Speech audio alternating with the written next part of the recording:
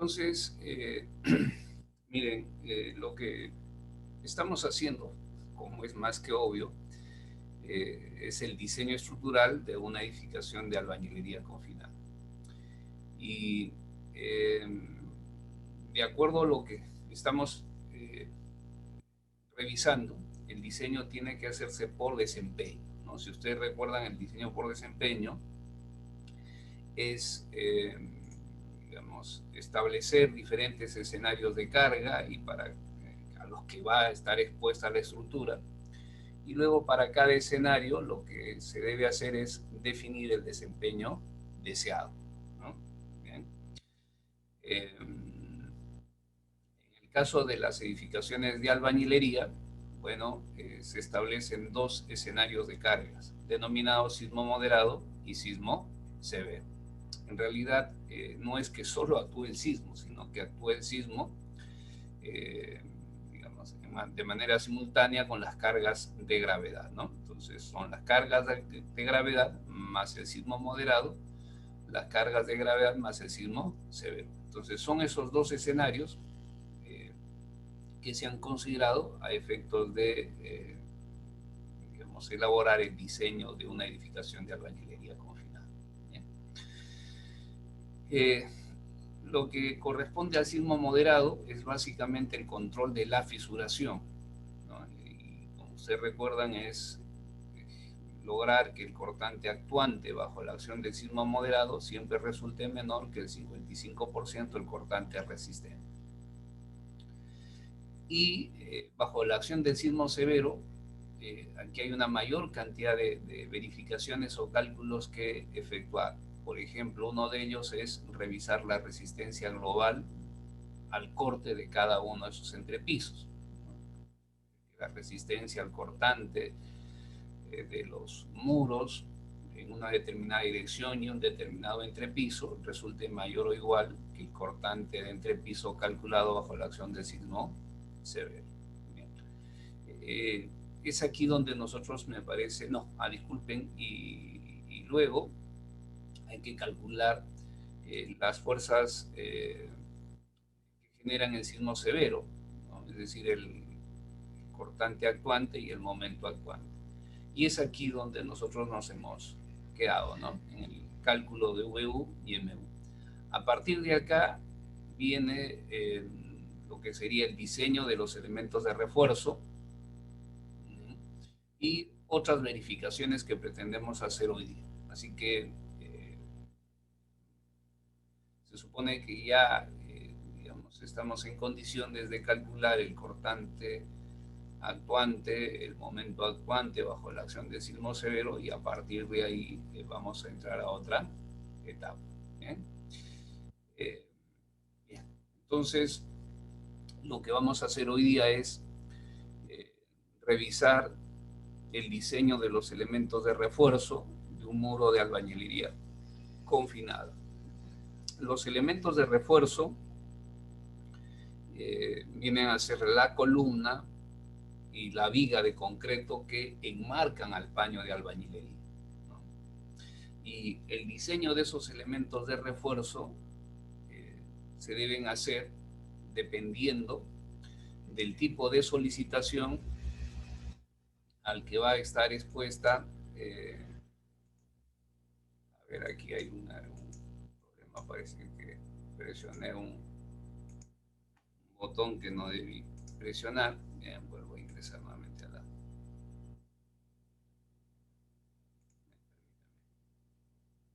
Ahí está. Entonces, les decía que el diseño de los elementos de refuerzo va a estar en función del tipo de solicitación. Eh, Esto es, los muros pueden ser solicitados por fuerzas coplanares a su plano o pueden estar solicitados por cargas que son perpendiculares a su plano. Entonces, hay, digamos, dos conjuntos de reglas que debemos aplicar, ¿bien? Dependiendo si el muro es solicitado por fuerzas coplanares o por fuerzas ortogonales al plano del muro, ¿no? Cuando el muro es solicitado por fuerzas coplanares, los elementos de refuerzo, que son las vigas y columnas que marcan al paño de albañilería, deben diseñarse para cumplir la función de confinamiento. En cambio, cuando el muro es solicitado por fuerzas ortogonales al plano, a su plano, los elementos de refuerzo, las columnas y las vigas, deben diseñarse para que provean al muro de arriostre. Entonces, ahora lo que vamos a hacer es, como primera parte del desarrollo de esto, es revisar el diseño de los elementos de refuerzo del muro cuando este es solicitado por fuerzas coplanares, es decir, nos vamos a centrar en este caso. ¿Qué fuerzas necesitamos conocer? Bien, miren, el cortante y el momento actuante bajo la acción del sismo severo, en adición con las cargas de gravedad. Bien, la carga permanente más un porcentaje de la carga viva. Recuerden que este porcentaje tiene que ser, digamos, de acuerdo a la categoría de la edificación. Es decir, tendrá que revisarse lo que corresponde a la norma técnica S030. Bien. Además de las fuerzas indicadas, cortante, momento, la carga axial de compresión, debemos conocer el cortante resistente del muro. Bien, en la norma técnica E070 se habla sobre, obviamente, el diseño de los elementos de refuerzo, bien, pero diferenciando dos situaciones que están indicadas acá. Como lograrán dar lectura a la diapositiva, dice diseño de los elementos de confinamiento de los muros del primer piso y de los muros agrietados de los entrepisos superiores. Bien. Y luego hay que efectuar el diseño de los elementos de confinamiento, o los elementos de refuerzo, pero de los muros no agrietados de los entrepisos superiores. Bien, entonces miren, aquí hay o existe un término, que es el agrietamiento. En realidad en el curso estamos conversando de dos cosas, ¿no? Que es la fisura y la grieta. Bien, tratar de diferenciar uno con respecto al otro resulta un poco difícil, les diré, ¿no? Porque no hay un criterio unificado que digan, oye, hasta acá es una fisura y de aquí hacia adelante es una grieta. Lo que vamos a hacer nosotros es decir que una fisura es, digamos, una abertura superficial, ¿bien? Mientras que la grieta lo que hace es atravesar todo el espesor del muro. ¿Bien? Entonces, esa va a ser por ahora, de manera arbitraria, la diferencia entre una fisura y una grieta. ¿Bien? En la norma técnica E070 hemos visto que digamos, el muro no se fisura si es que el cortante actuante bajo la acción del sismo moderado resulta menor que el 55% del cortante resistente del muro. Decimos hoy el muro no se fisura. Y ahora, ¿cómo establecemos el límite para decir cuándo el muro se agrieta o no se agrieta bajo la acción del sismo severo? Entonces decimos, si el cortante actuante bajo la acción del sismo severo resulta siendo mayor que el cortante resistente, bien, entonces decimos que ese muro se agrieta bajo la acción del sismo severo. Y sucede lo contrario, es decir, si el cortante actuante es menor que el cortante resistente, entonces la afirmación será que ese muro no se agrieta bajo la acción del sismo severo. Entonces, si sucede lo de acá, si el cortante actuante supera el cortante resistente, debemos afirmar que el muro se va a agrietar bajo la acción del sismo severo, y caso contrario, el muro no se agrieta bajo la acción del sismo severo. Entonces miren que bajo la acción del sismo moderado, que es el sismo recurrente, frecuente, ningún muro debe fisurarse, es decir, el muro no debe sufrir ningún daño, no se debe afectar la resistencia y la rigidez del muro, ¿no? Pero bajo la acción del sismo severo, o se espera que uno que otro muro se agriete. Bueno, miren, por acá debemos tener, a ver, aquí está, ¿no? Miren, en este diagrama, distorsión angular, fuerza cortante, ya lo hemos visto un montón de veces y espero que, digamos, haya quedado lo suficientemente claro, ¿no? En este diagrama sabemos que el muro pasa por dos etapas, la parte elástica y la parte inelástica. Y que el límite de la distorsión angular entre la parte elástica y la parte inelástica es aproximadamente esta distorsión angular, que es del orden de 1 entre 800, ¿no? Entonces se supone que esta es la distorsión límite, ¿bien? Y la otra distorsión límite es 1 entre 200. Esta es una distorsión angular también arbitraria que se asume o que se considera para dejar el muro en condiciones que sean reparables. La máxima fuerza cortante que se puede aplicar al muro obviamente viene a ser su cortante resistente. ¿Bien? Eso creo que ya también debe quedar claro, ¿no? Entonces, este es el máximo cortante que se le puede aplicar al muro, por lo tanto representa su cortante resistente, ¿no? Y que sabemos que este VM es en realidad el cortante que da inicio a la fisuración del muro. ¿Bien? Una vez que el muro se fisura, esa fisura se extiende de manera violenta hacia las esquinas del paño, dividiendo el muro en dos triángulos, el triángulo inferior y el triángulo superior. Bueno, entonces, ¿qué más podemos ver acá? Recuerden que la pendiente de este diagrama, distorsión angular, fuerza cortante, provee la rigidez longitudinal del muro, la rigidez longitudinal, ¿no? En la etapa elástica, la rigidez longitudinal es diferente de cero, no tiene daño, entonces, obviamente el muro tiene la rigidez correspondiente, ¿no? Pero cuando ya el muro se fisura, miren, esta es la distorsión que da inicio a la fisuración del muro, el muro automáticamente pierde rigidez. Ese va a ser nuestro concepto. En realidad no sucede así, ¿no? Sino esta es una simplificación de la condición real, ¿no? Entonces, el muro se fisura. Y al fisurarse pierde rigidez. Bien. Y miren lo interesante de todo esto, y que siempre estoy tratando de digamos, mencionar, es que el muro se pierde rigidez, pero su resistencia se mantiene.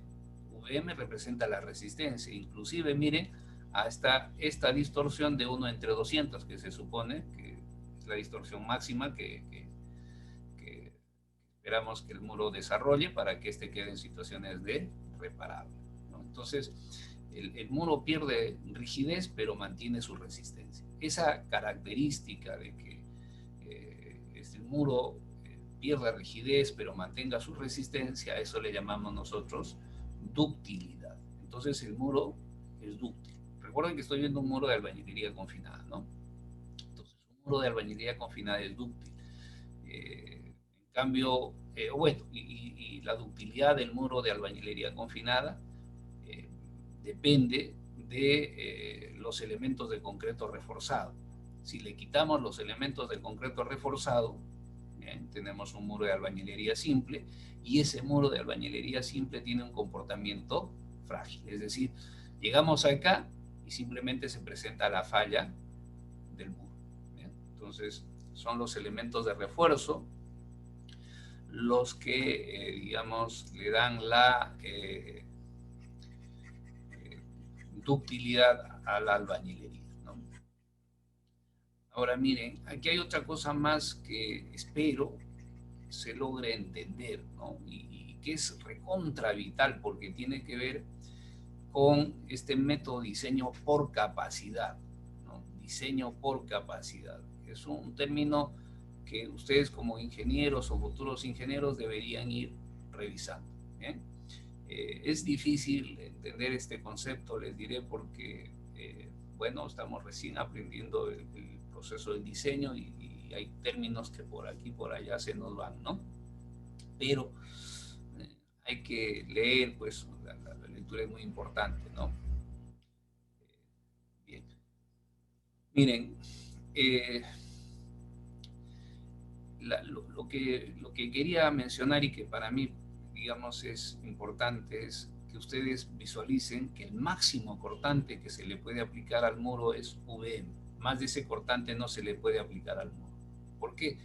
Porque, digamos, si el cortante actuante es igual a VM, ¿qué pasa? El muro pierde rigidez. Y al perder rigidez el muro pierde la capacidad de absorber incremento de fuerza cortante por encima de VM. ¿Bien? ¿Sí? Entonces, este es el máximo cortante que se le puede aplicar al muro. Más de eso no se puede. Es como si fuese, digamos, una termomagnética en una edificación, ¿no? Dice, oye, 15 amperios. Entonces, eso es el límite, ¿no? Bien, más de 15 amperios, o sea, ya se cierra y no deja pasar más energía eléctrica, ¿no? Entonces, bien, este es el máximo cortante, pues no podemos aplicarle más porque a partir de esto el muro pierde rigidez y al perder rigidez pierde la capacidad de soportar incremento de fuerza cortante por encima de VM. ¿Estamos? Entonces, recuerden que lo que pasa aquí es que el cortante actuante en el muro queda igual a VM, más de eso no puede, pues no, simplemente, insisto, porque el muro pierde rigidez, ¿no? Bien, entonces, ¿qué pasa con el cortante en exceso que actúa sobre el muro? El muro no lo puede tomar, ¿no? Entonces, el muro lo que hace es trasladar este cortante en exceso hacia otros muros.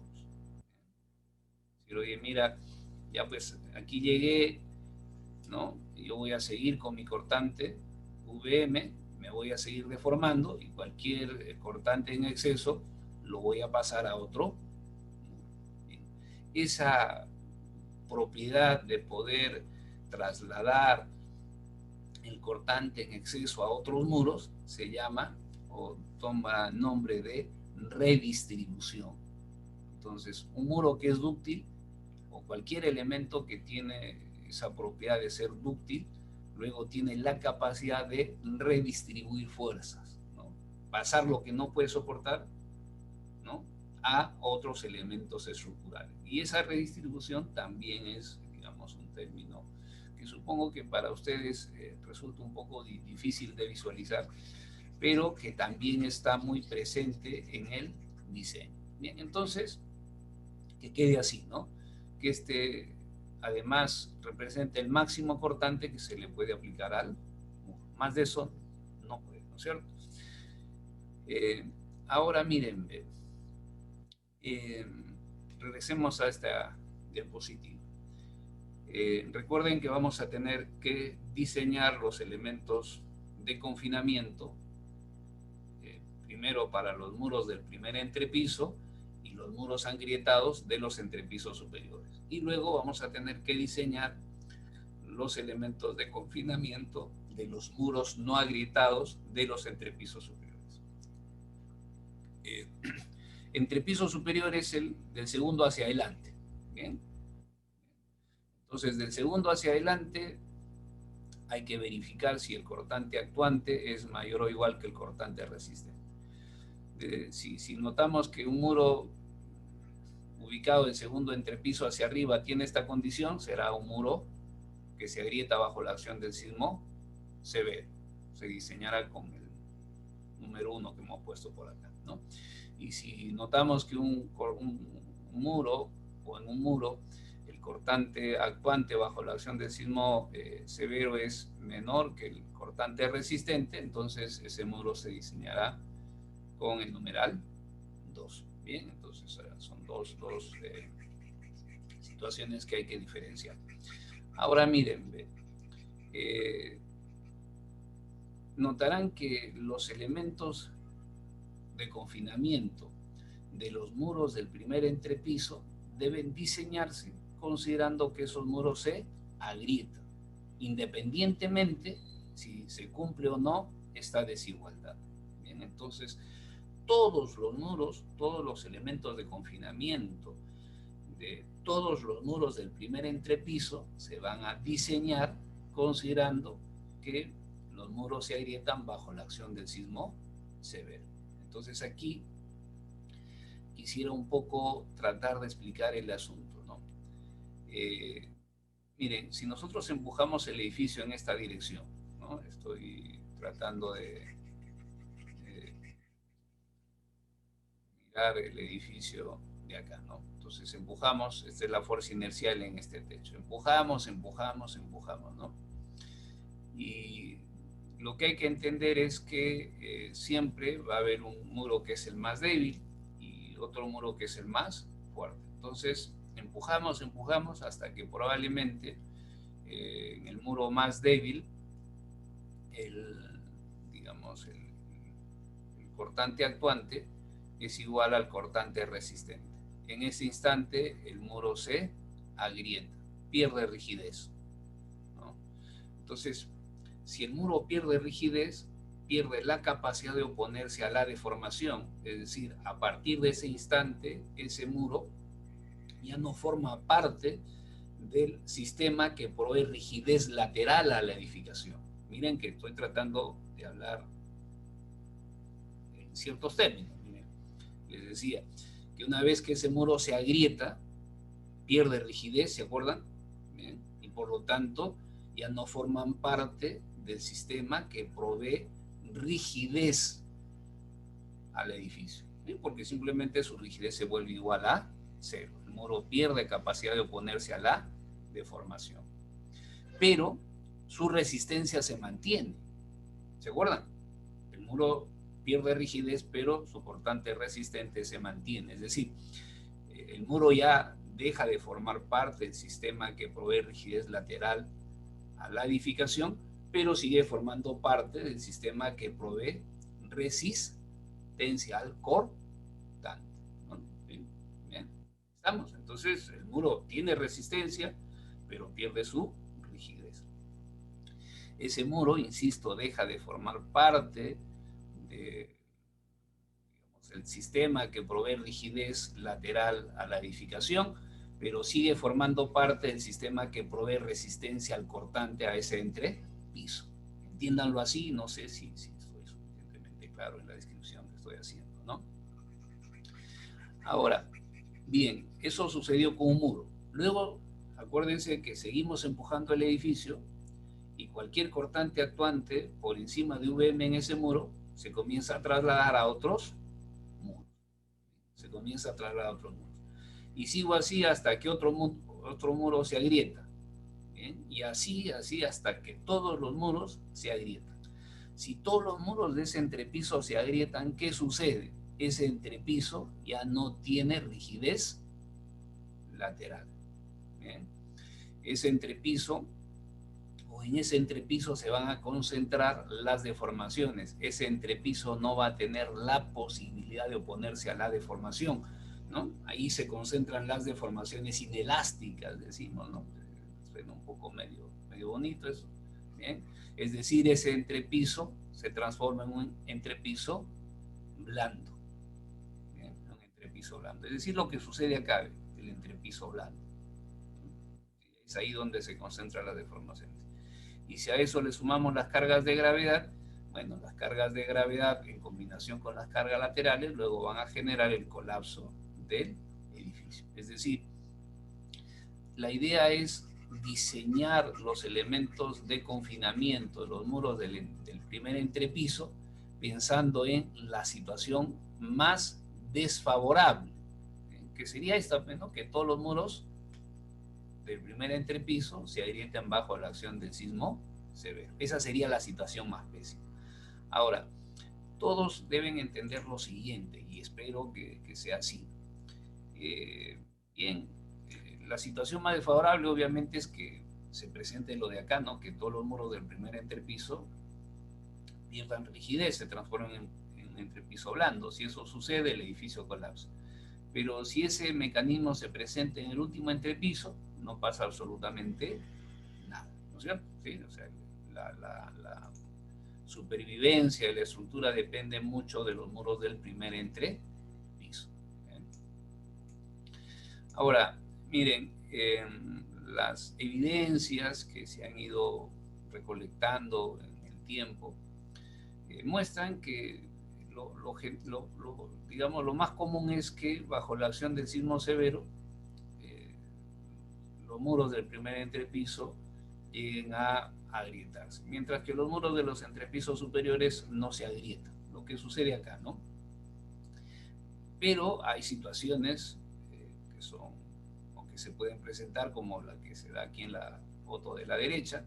Como ven aquí, los muros de los entrepisos superiores se han agrietado bajo la acción del sismo severo. Recuerden que estas grietas en diagonal representan el agrietamiento generado por la deformación por corte, es el sismo, ¿no? Y aquí también ven, pues, ¿no? Aquí la grieta solamente afecta al muro del primer entrepiso. ¿Bien?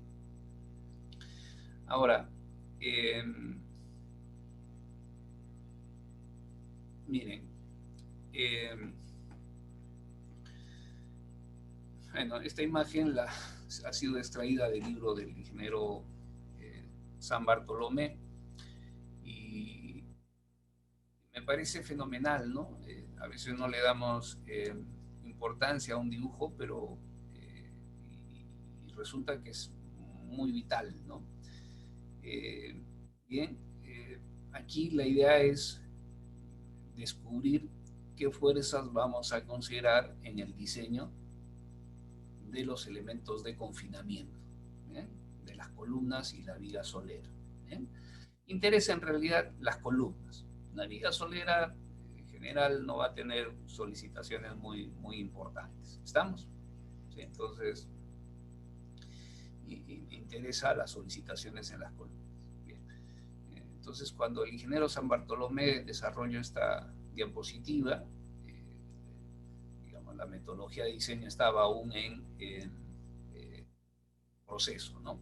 Este VR representa el cortante resistente. ¿Se acuerdan por qué? Porque simplemente este es el máximo cortante que le podemos aplicar al muro. Más de eso no le podemos aplicar al muro, ¿se acuerdan?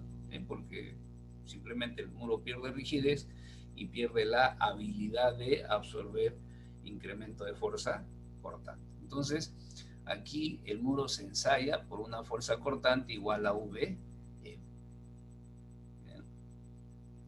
Y se está empujando de izquierda a derecha, ¿no? Bien. Aquí el sentido de la fuerza. Bueno, la deformación por corte va a generar que aquí se presente una fisura y luego esa fisura se extienda de manera abrupta hacia las esquinas. Y se transforma en una grieta. ¿Bien? Y esa grieta divide al paño de albañilería en dos triángulos, el triángulo inferior y el triángulo superior. Bien, ¿quién contiene a la grieta? El elemento que contiene a la grieta son las columnas, ¿no? Si la grieta atraviesa a las columnas, entonces lo que va a suceder es que el triángulo superior se deslice con respecto al triángulo inferior. Bien, eso es lo que va a suceder. No solamente se deslice, sino que también el triángulo superior tienda a girar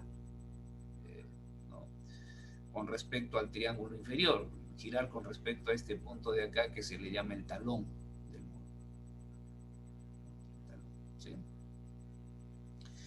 Bien, entonces, bien, miren, al quedar dividido el paño de albañilería en dos triángulos, recuerden que esta es la columna de la izquierda, ¿bien? La columna 1, y aquí hay la columna 2, y aquí está la viga solera, no se nota, pero están por ahí, ¿no? Y espero que su imaginación los lleve a visualizar esos elementos que estoy mencionando, ¿no? Entonces, miren, lo que puede suceder es lo siguiente, ¿no? Como decía, que el triángulo superior tiende a deslizarse con respecto al triángulo inferior. Bien, si eso, digamos, lo vemos así, entonces al presentarse ese deslizamiento, bien, en las columnas se introducen fuerzas cortantes, que en este caso le llaman VC. Bien, el deslizamiento, ¿no?, de uno con respecto al otro en las columnas va a introducir cortante por cizallamiento.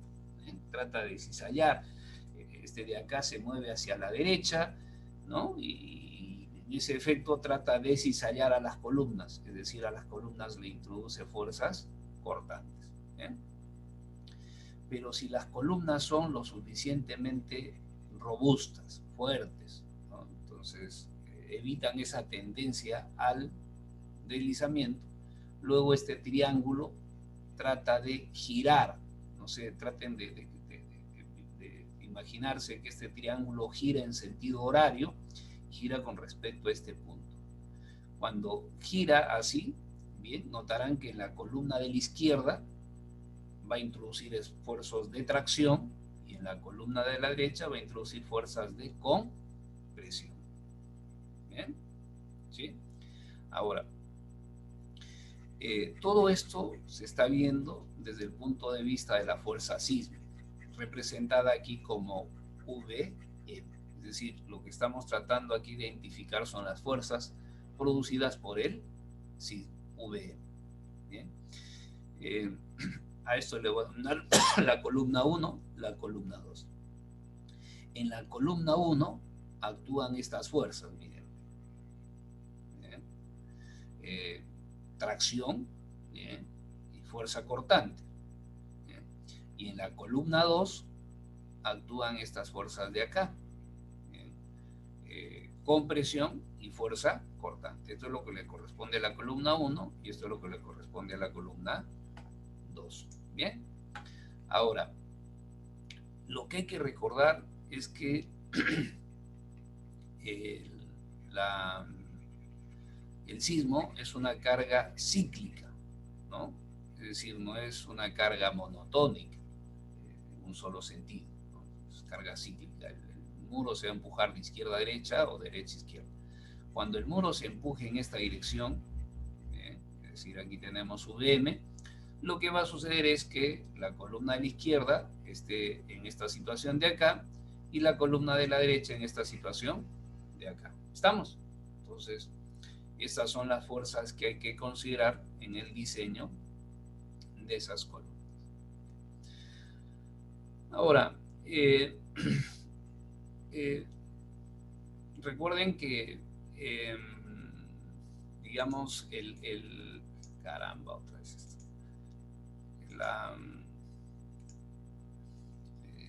Digamos, no solo actúa el sismo, ¿no?, sino que simultáneo al sismo vamos a tener las cargas de gravedad. Bien, entonces aquí un poco a un estilo torpe, he tratado de hacer estos dibujitos, ¿no? Estos son los únicos dibujos que son de mi autoría, ¿no? El resto todos son copia y pega de otras cosas, ¿no? Bien, y espero que sirvan. Bien, entonces aquí tenemos el muro. El muro en realidad va a estar solicitado por combinación de fuerzas coplanares, bien, y además las cargas de gravedad. Bien, ya hemos visto qué es lo que genera el cortante, ¿no? Bien, me faltaría ver lo que genera el momento y la carga de gravedad. Bien, aquí está la carga de gravedad. Recuerden que la idea es que bajo la acción del sismo severo, todos los muros del primer entrepiso se agrietan. Y si el muro se agrieta, el paño de albañilería se agrieta, el paño pierde rigidez axial. ¿Bien? Es decir, está tan agrietado pues, que ya no tiene la capacidad de absorber esfuerzos de compresión. ¿Quién va a absorber los esfuerzos de compresión en ese instante? Son las columnas. Bien. Si PG es la carga axial de compresión, en este muro de un solo paño, la mitad de esta carga tendrá que irse a la columna de la izquierda y la otra mitad a la columna de la derecha. Y luego hemos visto la acción del cortante, la fuerza del cortante, que es el producto del sismo. Miren, aquí he dibujado ese deslizamiento relativo entre el triángulo superior y el triángulo inferior, y ahí no sé, salvo que me equivoque, yo noto claramente las fuerzas cortantes, ¿no? Bien. Y luego, si el elemento de confinamiento es robusto, es fuerte, entonces evita ese deslizamiento y el triángulo superior tiende a girar, y al girar en esta columna introduce tracción y en esta compresión. Y con respecto al momento, el momento actúa sobre el paño de albañilería totalmente agrietado. Es decir, este momento tendría que ser resistido por estas columnas. Bien, pero no lo van a resistir como momentos flectores porque, digamos, estas columnas están restringidas de deformarse, de tener deformación por flexión en el plano del muro. Entonces, lo que va a ocurrir es que este momento luego se va a tener que descomponer en fuerzas axiales actuando sobre las columnas exteriores. Fuerzas axiales de tracción y una fuerza axial de compresión. Aquí el sentido de la fuerza axial de compresión, hay un error, ¿no? Todas las cosas que hago las hago mal, parece, ¿no? Bien, entonces tendría que estar hacia arriba. Bien, bien, listo.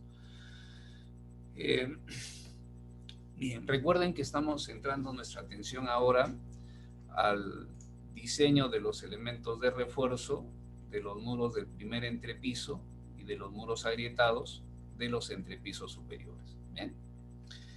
Y aquí ustedes notarán esta tablita que sirve para calcular la fuerza cortante, la fuerza de tracción y compresión que toman las columnas de confinamiento. Y se diferencia entre columna interior y columna externa. En la figura de la derecha se aprecia un muro longitudinal, en este caso que estaría dispuesto a lo largo del eje X, ¿bien? Y un muro transversal. Este sería el muro longitudinal y este es el muro transversal.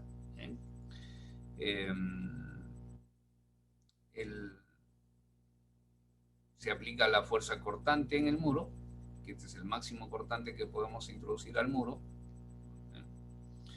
y el muro se agrieta tal y cual aparece acá, ¿no?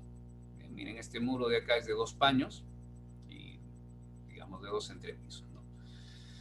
Diferenciar entre columna interior y columna extrema creo que no sería problema. Esta columna que le denomino 1, 2 y 3, las columnas 1 y 3 serían columnas extremas y la columna 2 sería una columna interior. Bien. Aquí viene es algo que resulta siendo complejo de explicar para mí, ¿no? Que tiene que ver, miren, con la deformación por corte, ¿no? ¿Se acuerdan que cuando el muro se deforma por corte, a lo largo de la diagonal que se acorta, se generan esfuerzos de compresión? Y estos esfuerzos de compresión son resistidos por el paño de albañilería, ¿no? ¿Sí? ¿Recuerdan esto? Y hay una franja del paño de albañilería que es la que resiste esa fuerza de compresión. Esta porción de la albañilería que resiste la fuerza de compresión se le llama el puntal, ¿no? Puntal. ¿Por qué? Porque es un elemento que trabaja en compresión. Recuerden que la albañilería tiene las características del concreto: alta resistencia a la compresión y baja resistencia a la tracción. Entonces, si lo ven aquí, este es bien el efecto que genera la deformación por corte en el paño de albañilería. Pero luego podemos ver el asunto como la reacción, es decir, efecto que genera el paño de albañilería sobre el muro. Esa reacción está dada acá, miren. ¿Sí? Entonces aquí, a lo largo de esta diagonal, obviamente en sentido opuesto como una reacción, aparece una fuerza de compresión diagonal, que aquí se ha denominado como reacción. Esa fuerza de compresión diagonal se da en toda esta franja de acá, que es la porción de la albañilería que está en compresión. ¿Bien?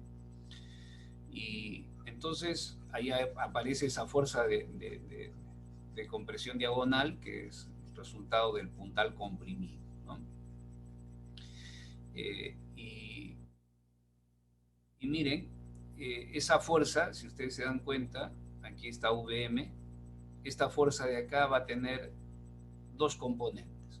Una componente horizontal, ¿bien? Y miren, la componente horizontal está hacia acá y se puede considerar aplicada en el extremo o el borde superior del muro.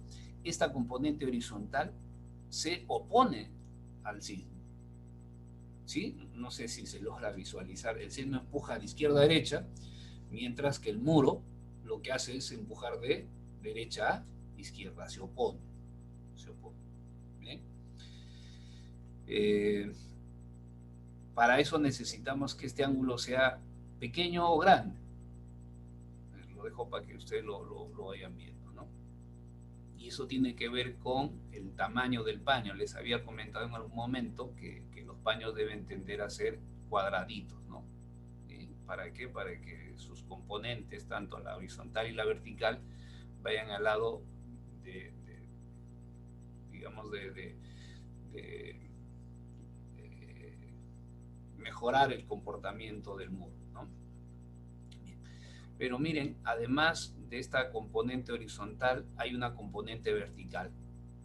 Bien, y esta componente vertical lo que hace es empujar el muro hacia arriba, oponiéndose al efecto de las cargas de gravedad, ¿no? ¿Sí? Entonces, sigo consultando, es decir, oye, mira, necesitamos que este ángulo sea, digamos, un ángulo muy agudo, muy obtuso, ¿no?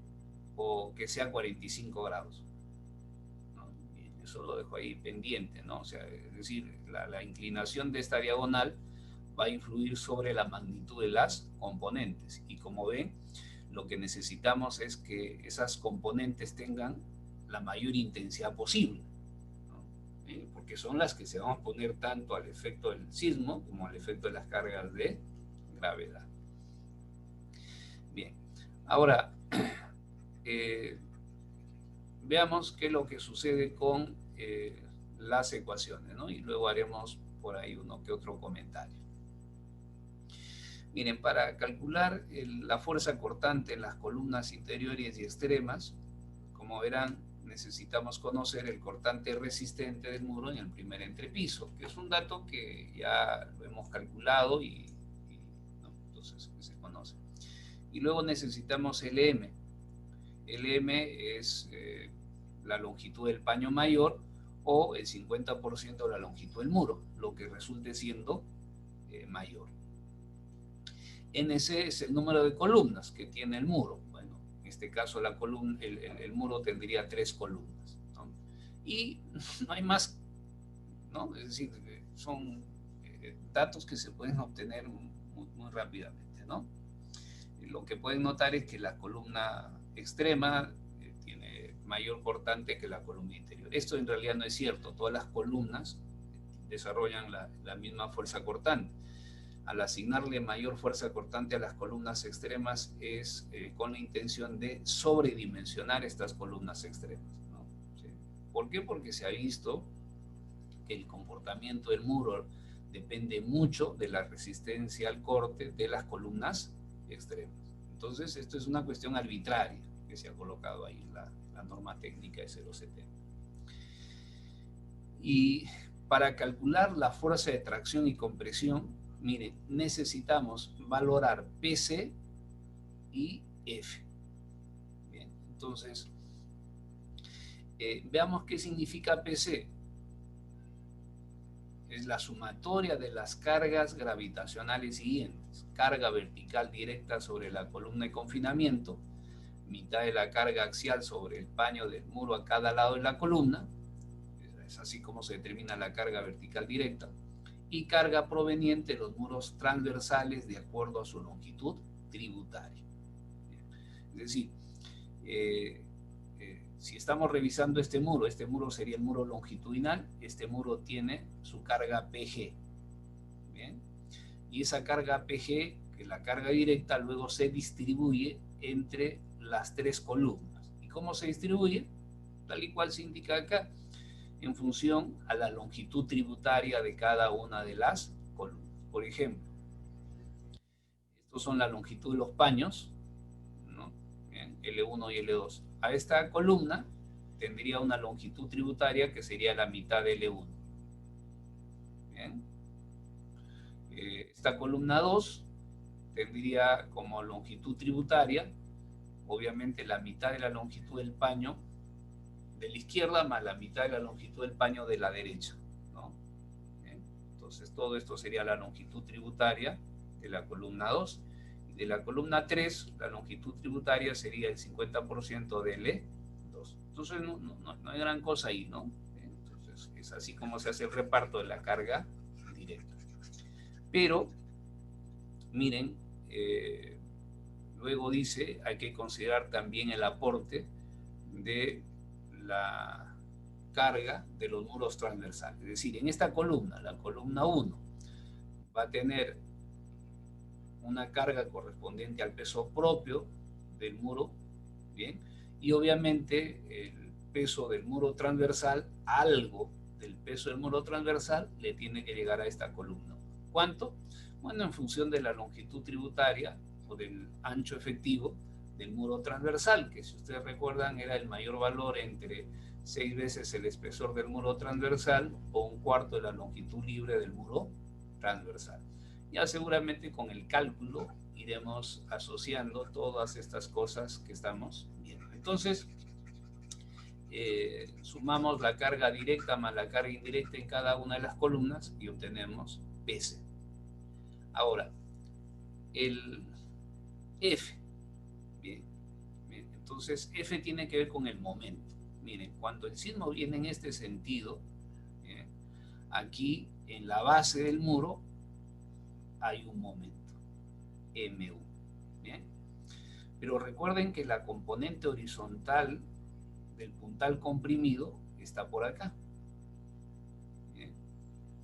Y de manera pros, y diría de una manera o de un modo arbitrario, porque en realidad eso tampoco es tan cierto, se asume que esta componente horizontal tiene una magnitud equivalente a 1/2 de VM. En realidad no es tanto así, debería ser mucho más, es decir, la componente horizontal debería ser igual a VM. ¿Ya? Pero a fin de, digamos, ir al lado seguro es que los reglamentadores han tomado un valor menor que VM, 1/2. ¿No? ¿Por qué no tomaron 1/3? No sé, se les ocurrió y ahí quedó, y seguramente los análisis, los ensayos que ellos han hecho han ido corroborando estas cosas, ¿no? Bien, entonces miren, esta fuerza está aplicada en el borde superior del muro y como ven, lo que genera con respecto a la base del muro es un momento en sentido antihorario. Ese momento sería igual a ¿cuánto? A 1/2 de VM1 multiplicado por H1. ¿Bien? O sea, miren que la componente horizontal es importantísima porque lo que hace es generar una reducción en el momento. Entonces, el momento total, bien, que digamos no tenemos el punto de aplicación, es un momento que está aplicado entre el borde inferior y superior del muro, sería igual a MU1 menos 1/2 de VM1 por H. Bien, ese sería el momento neto, ¿no?, al que va a estar expuesto ese. Bien, ese momento neto, bien, ese momento neto, que lo voy a dibujar acá, estaría así, ¿ve? ¿No? En sentido horario. En este momento, miren, luego se debe descomponer en dos fuerzas actuando en los extremos del muro. Bien, dos fuerzas actuando en los extremos. Recuerden que el muro está totalmente agrietado y por lo tanto no tiene capacidad de absorber esfuerzos de compresión. ¿Bien? Y tampoco tiene la capacidad de absorber este momento. Este momento tendría que ser absorbido por las columnas extremas, de acuerdo al enfoque de la norma técnica de 0,70. Pero en realidad no es tanto así también, ¿no? Porque este momento debería descomponerse en fuerzas axiales en todas las columnas. Solo se descomponen las columnas extremas a fin de asignarle a estas columnas mayores fuerzas de diseño, es decir, sobredimensionar esas columnas por la razón que hace rato mencionaba, ¿no? Que el comportamiento del muro va a depender mucho de la resistencia de las columnas extremas. Bien, cuando digo descomponer, supongo que deben recordar ustedes el curso de estática, ¿no? Entonces, este momento luego lo voy a reemplazar por un par de fuerzas. Ese par de fuerzas debería tener estos sentidos. Bien, ese par de fuerzas va a tener una intensidad igual a F. El brazo palanca sería igual a L. Por lo tanto, F por L tiene que ser igual a L. Es decir, que F tendría que ser M entre L. ¿Bien? ¿Sí? Entonces, ese momento se descompone en fuerzas axiales actuando en las columnas extremas. Ahora miren,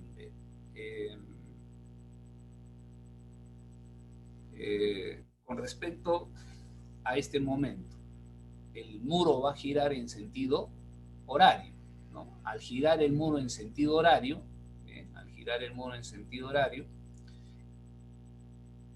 este extremo trata de levantarse y el otro extremo trata de hundirse. Cuando digo eso es para poder identificar, ¿no?, que en este extremo se presentan fuerzas de tracción, o sea, la columna va a estar traccionada, y en este extremo la columna va a estar comprimida. ¿Estamos?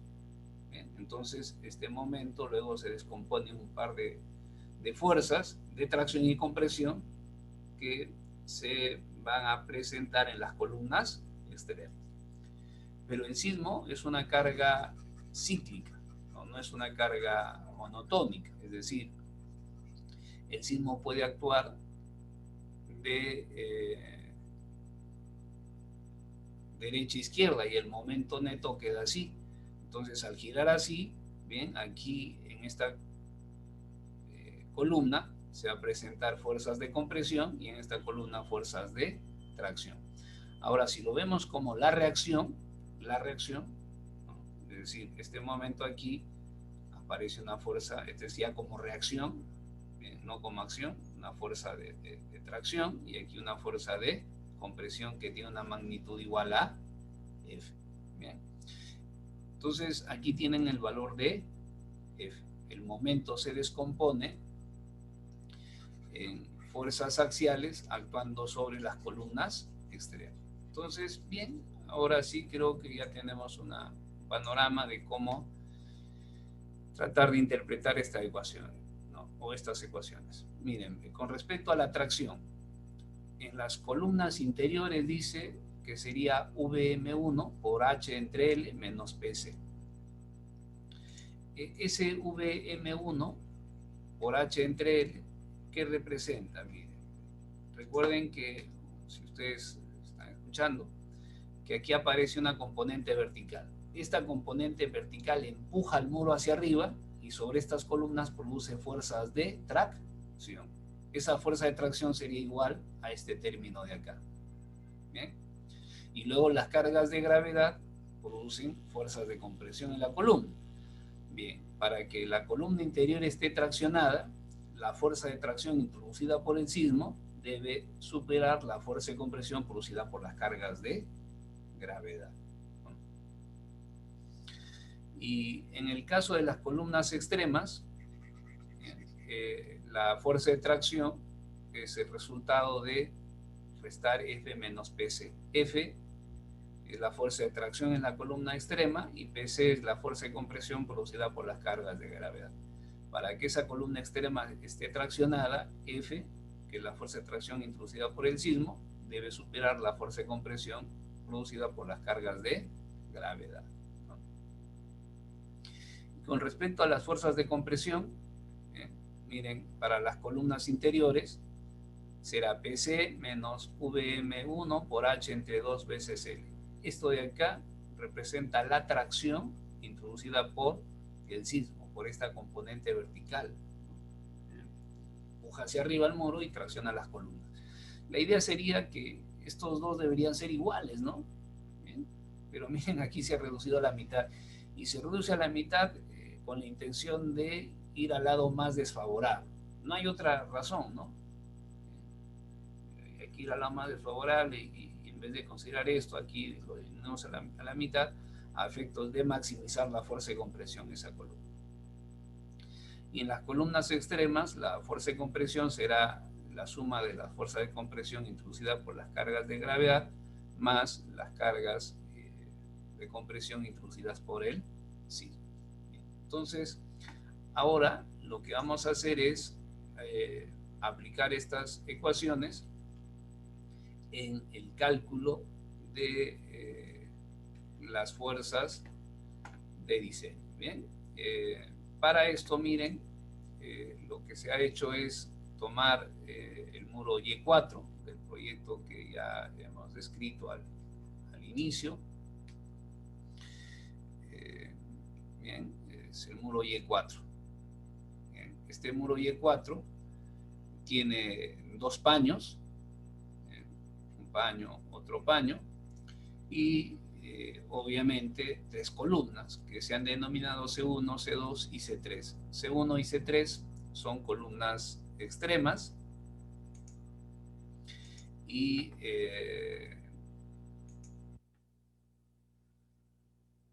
la columna C2 es la columna interior. Bien, bueno, la longitud total de ese muro es de 5,27 metros. 5,27 metros, y la longitud de cada uno de los paños es de 2,37 y 2,90. Aquí, a efectos de uniformizar los criterios de cálculo, bien, uniformizar los criterios de cálculo, vamos a tomar lo siguiente. Para los paños interiores, la longitud de los paños interiores se va a medir entre los ejes de las columnas interiores. Entonces, en los paños interiores, la longitud del paño viene a ser la distancia entre ejes de columnas interiores. Y para los paños extremos, notarán que aquí tenemos dos paños extremos, ¿no? Para los paños extremos, la longitud del paño va a ser la distancia que se mida desde el extremo del muro hasta el eje de la columna interior. Bien, en realidad eso no está definido en la S070 y lo hacemos así a fin de uniformizar criterios de cálculo, ¿no? La columna C1 es compartida por el muro Y4 y el muro X1. La columna C2 es compartida por el muro Y4 y el muro X2. La columna C1 se debe diseñar primero formando parte del muro X1. Cuando forma parte del muro X1 vamos a determinar la sección de concreto de la columna y la cantidad de acero que debe llevar la columna. Y luego se vuelve a diseñar la columna formando parte del muro Y4, y para esa condición vamos a calcular otra área de concreto, otra área de acero. Bien, y obviamente de estos dos habría que tomar el mayor, ¿no? Eso creo que resulta siendo más que obvio. Situación similar tendría que hacerse con la columna C2. Bien, se va diseñando esas columnas según digamos, si va formando parte uno de otro muro. Ahora, ¿qué información necesitamos a efectos de hacer el cálculo de las solicitaciones de diseño de los elementos de refuerzo? Para el muro que estamos considerando, el PG, eso será en el primer entrepiso, porque estamos en el primer entrepiso, el cortante resistente, el cortante actuante y el momento actuante. Y para los muros transversales, ¿bien?, necesitamos solo conocer el valor de PG, nada más, no necesitamos otra cosa, ¿no? Esto ya lo traté de explicar. Y miren, hay fuerzas que son tan sencillas de calcular que, bueno, simplemente no se requiere mucho, ¿no? Por decir, la fuerza cortante, ¿no? ¿Se acuerdan? Hay que diferenciar lo que corresponde a las columnas extremas de las columnas interiores. Entonces, para las columnas extremas, aquí está la ecuación. LM es la longitud que debe de tomarse como el mayor valor entre la longitud del paño mayor o el 50% de la longitud total del muro. El paño mayor tiene una longitud de 2,90 metros, ¿no? Entonces, bueno, en este caso resulta siendo 2,90. El número de columnas, 3, y L es 5,27. Total, 6,84. Y hacemos cálculos similares para la columna interior. Si el muro fuese de un solo paño, entonces LM es igual a L. ¿Bien? Si un muro fuese de un solo paño. Ahora necesitamos calcular las fuerzas de tracción y compresión. ¿Bien? Y para eso necesitamos calcular primero PC y luego F. Entonces, eso es lo que estamos haciendo por acá. Primero vamos a determinar PC. Y si ustedes recuerdan, PC se divide en lo que corresponde a la carga directa y la carga indirecta, es decir, la que viene de los muros transversales. Entonces aquí se está haciendo el cálculo de la carga directa. Entonces el PG es de 23,96. Esto se distribuye en forma proporcional a la longitud tributaria de cada muro. Y en realidad aquí, digamos, cuando digo proporcional, supongo que todo el mundo conoce. Podría hacerse así, ¿no? Por ejemplo, 23,96, esto entre la longitud total del muro, 5,27, y esto multiplicado por la longitud tributaria de ese muro, que sería 2,37 entre 2, ¿no? Este es el reparto proporcional para la columna C1. Y así puedo ir, digamos, se puede ir calculando para los otros muros. Bien, ese cálculo lo he hecho de otro modo. Bien, lo que se ha hecho es esto, ¿no? Se calcula el peso por unidad de longitud que actúa en el muro, este es el WG, y se supone que debe este WG, que, bueno, asumimos que la viga solera, bien, está así, ¿no? Tiene un elemento muy rígido, y que esta viga solera luego va a transferir a las columnas la carga en función de la longitud tributaria, es decir, a esta columna de los 5,27 le corresponde 2,37 entre 2, ¿no? Entonces 4,55 se multiplica por esta distancia y obtenemos lo que corresponde a la columna C1. Bien, para la columna C2 correspondería toda esta porción, toda esta porción del muro. Entonces esta carga se multiplica por esta longitud y se obtiene PC2. Bueno, igual con el PC3. ¿Ya? Entonces ya creo que al decir el reparto proporcional en función de la longitud tributaria de cada columna, es más que suficiente, ¿no? El cómo lo interpreten y lo apliquen ya queda en función de sus conocimientos, ¿no?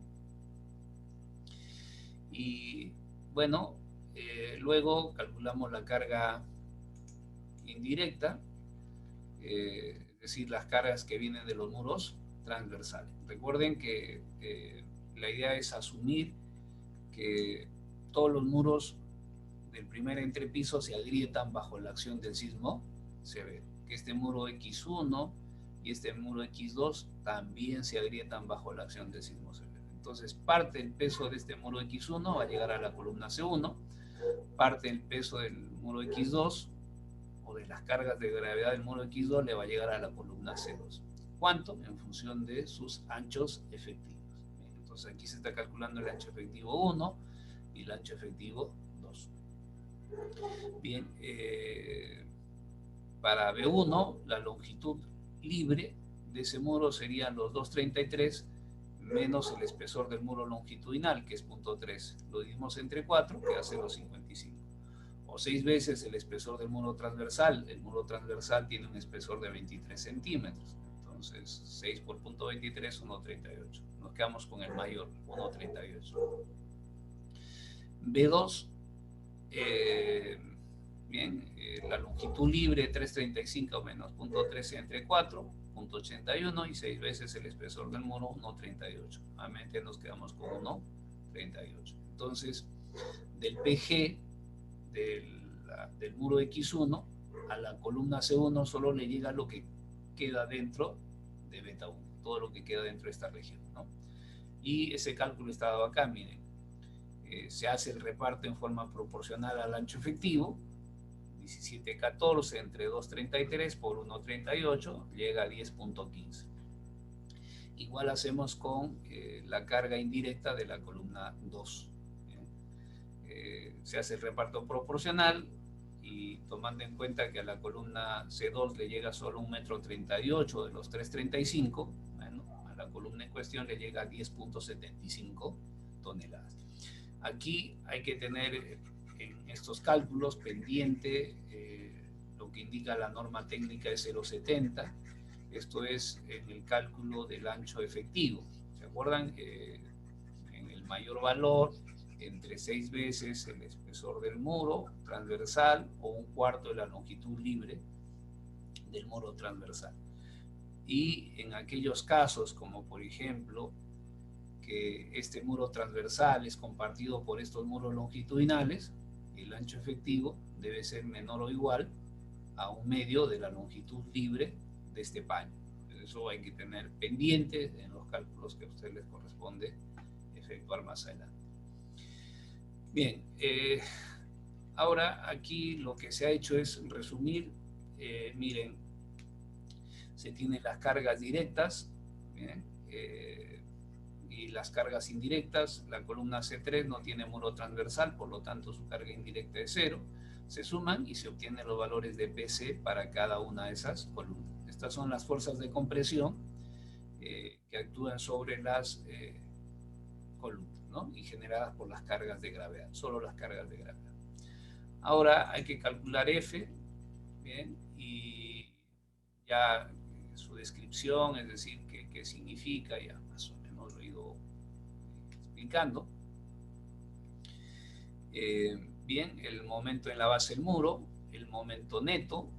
Bien, este momento neto se divide en dos fuerzas que actúan sobre las columnas extremas. El brazo palanca de esas fuerzas es la longitud total del muro. Bien, entonces tenemos 14,88. Cuando el sismo viene en esta dirección, el momento es en sentido horario. Bien, y si luego ese momento se descompone en fuerzas axiales y tomando en cuenta la acción que genere ese momento sobre esas columnas, entonces esta columna se tracciona y esta columna se comprime, ¿no? O sea, el muro gira en sentido horario, este extremo se levanta y este extremo se hunde. Aquí se tracciona y aquí se comprime. Y luego, cuando el sismo viene en sentido opuesto, la columna de la izquierda se comprime y la columna de la derecha se tracciona. Eso hay que tener pendiente en el momento en el que, digamos, se efectúen los cálculos que corresponden. ¿Sí? Bien, entonces, una vez ya obtenido el valor de PC y F, lo único que nos queda es reemplazar para obtener la máxima fuerza de tracción y compresión en cada una de las columnas. estos cálculos están resumidos acá. Miren, para la columna C1, que es una columna extrema, la máxima fuerza de tracción debe ser F menos PC, F menos PC, y verán que sale menos 0.67. Bien, la fuerza de tracción introducida por el sismo no supera las fuerzas de compresión introducidas por las cargas de gravedad. Eso significa que esa columna no se va a traccionar, siempre está comprimida. Las fuerzas de compresión superan en este caso las fuerzas de tracción. Y para la otra columna extrema, la C3, F menos PC, 1488 menos 660, y aquí sí sale positivo.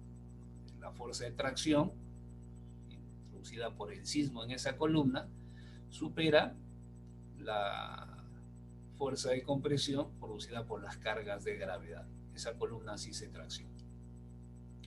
Y para la columna interior, bien, aplicamos esta expresión de acá y bueno, resulta igual, menos 6.62.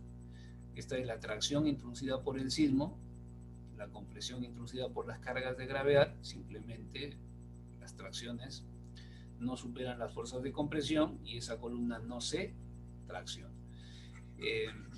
Lo que tienen que visualizar es lo siguiente, ¿ya? Estas fuerzas de tracción en la columna C1 y C3 no se presentan en el mismo instante, se presentan en diferentes instantes.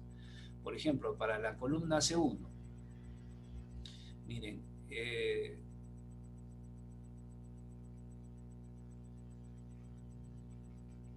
bien, voy a dibujar así el muro, y aquí se supone que bajo la acción de las cargas de gravedad las columnas están comprimidas. Bien, y cuando el sismo viene en este sentido, de izquierda a derecha, entonces esta columna se tracciona y esta columna se comprime.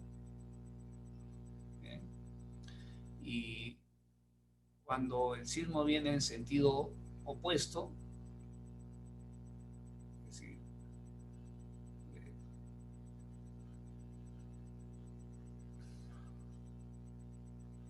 viene en este sentido, ya no me da el espacio. Hay que considerar, obviamente, estas columnas por las cargas de gravedad siempre están comprimidas, ¿bien? Y por el sismo, ¿bien? Cuando el sismo viene en este lado, esta columna se tracciona y esta columna se comprime. Esto es el F, F y F. ¿Bien? Y estas fuerzas de color verde corresponden al PC, PC, PC, PC, PC y PC. ¿Estamos? Entonces miren, la máxima fuerza de tracción en la columna de la izquierda se puede presentar acá, ¿no?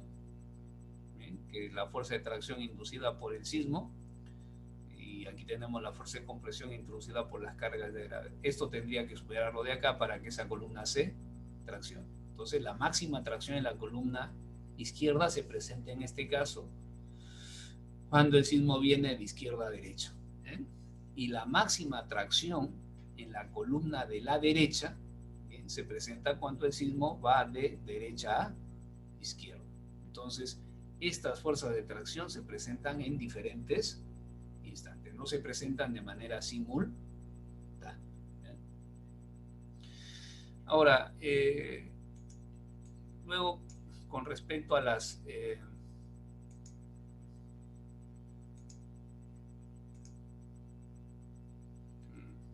está un poco mal mi máquina, parece. Con respecto a las fuerzas de compresión, bien, igual acá, miren, ¿no? ¿Cuándo se va a presentar la máxima fuerza de compresión en la columna de la izquierda? Bien, cuando la fuerza de compresión producida por las cargas de gravedad se sumen a las fuerzas de compresión producidas por el sismo. Bien, entonces la máxima fuerza de compresión en la columna a la izquierda, en la columna extrema izquierda, se presenta cuando el sismo va de derecha a izquierda. Y la máxima fuerza de compresión en la columna extrema de la derecha se va a presentar cuando el sismo va de izquierda a derecha. En ese caso será F más PC. Entonces esos cálculos están desarrollados acá. Nuevamente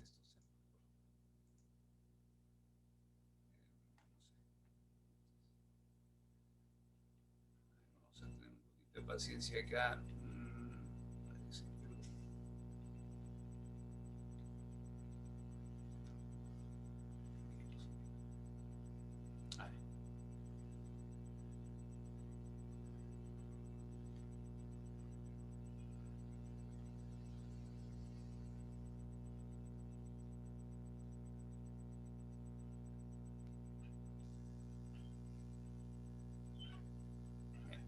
Entonces la máxima fuerza de compresión, en este caso, se calculan pues con estas expresiones, ¿no? Entonces tenemos el caso de la columna extrema y de las columnas interiores. Aquí hay un error, me parece, en una de estas expresiones, o sí está bien, ¿no? Sí, todo está bien acá. Bien. Entonces ya tenemos aquí las máximas fuerzas de tracción y compresión. Ya lo de acá creo que es reiterar los cálculos y no tiene sentido esto, ¿no? Antes de cerrar este pequeño bloque, quisiera mostrarles lo siguiente. Miren, por ejemplo, en el caso de la columna izquierda, esa columna está sometida a una combinación de fuerza de tracción y compresión. Esto tanto ya debido a la acción del sismo como las cargas de gravedad. ¿Bien? Y la columna de la derecha estaría sometida a una combinación de cargas de compresión y fuerza cortante. ¿Bien? ¿Estamos? Y si el sismo viene en sentido contrario, bueno, lo único que hacen es intercambiar roles, ¿no es cierto? ¿Sí?